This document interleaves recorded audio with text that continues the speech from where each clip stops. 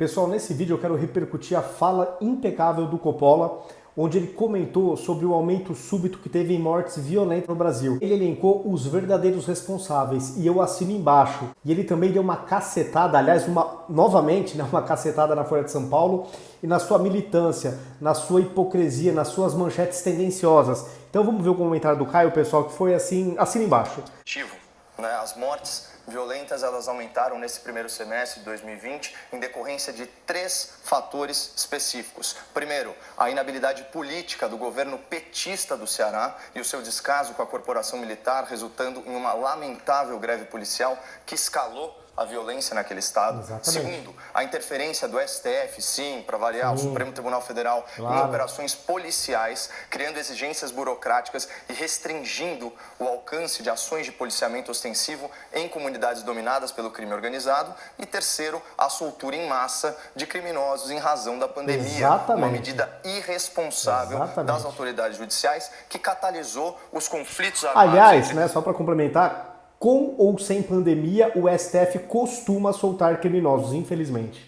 Facções rivais sobre os quais tratou o meu debatedor. Ao longo do programa, eu não vou ter nenhuma dificuldade em provar com fatos e dados irrefutáveis que esses são os reais motivos para esse aumento repentino e imprevisto de 7% nos números parciais de mortes violentas em 2020. Complicado. Contudo, eu já faço uma ressalva muito importante. Na contramão dessa estatística preocupante, a criminalidade violenta, isso em sentido mais amplo, incluídos outros tipos penais, como os roubos, continua caindo consistentemente. O que demonstra que basta permitir que as polícias trabalhem com alguma segurança jurídica e, claro, com algum apoio político, para que a sociedade de bem tenha resguardado os seus direitos básicos, a propriedade.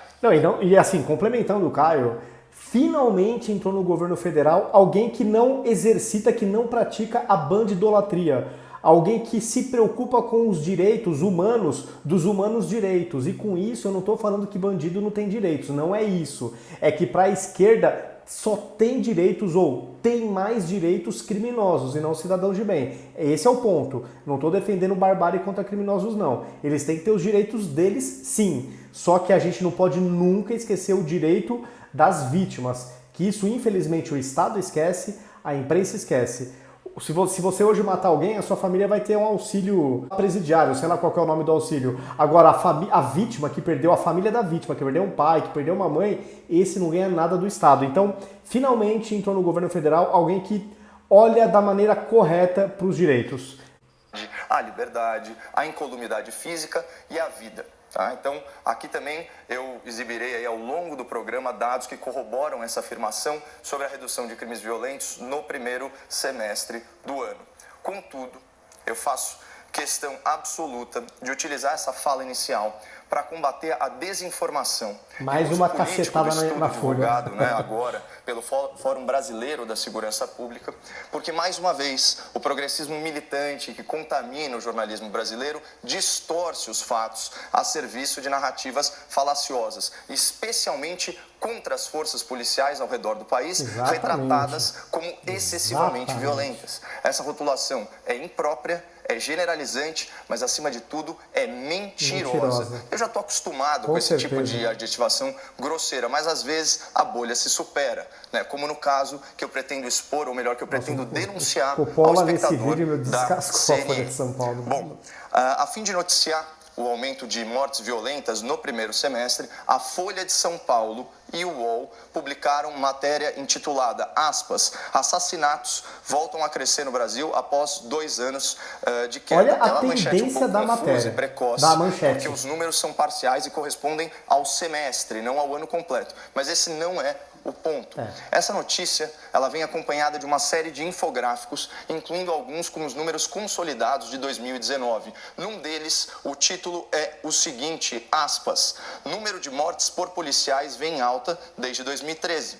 E no gráfico que ilustra a evolução do número de óbitos em operações policiais, que ano passado somou 6.375 mortes, aparece a seguinte legenda sobre as ações policiais. Olha aí. 13,3% dos assassinatos do país. Olha isso. É isso mesmo que você ouviu, espectador. numa matéria de capa do jornal de maior circulação no país e do site de notícias com maior audiência, a polícia foi chamada de assassina. Porque quem comete assassinato, assassino é. Mas o dicionário Michaelis, vejam só, hospedado no portal UOL do próprio Grupo Folha, é cristalino ao definir o que significa assassinato. Aspas, homicídio voluntário cometido de surpresa, com premeditação e superioridade em força. Então, em outras palavras, é um ato intencional, furtivo, planejado e covarde.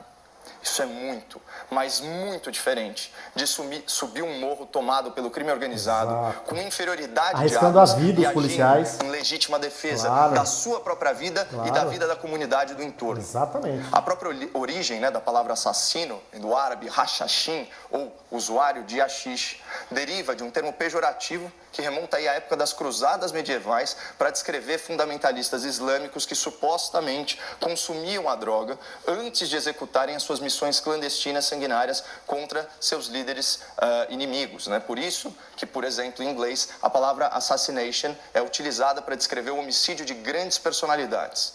Mas aqui, ninguém está cobrando noções de etimologia, de cultura ou de língua estrangeira da Folha de São Paulo. Hoje em dia, isso é pedir demais. É honestidade intelectual só que a gente quer. É apenas o correto uso do português e dos seus vocábulos, que é o mínimo que se espera até do mau jornalismo.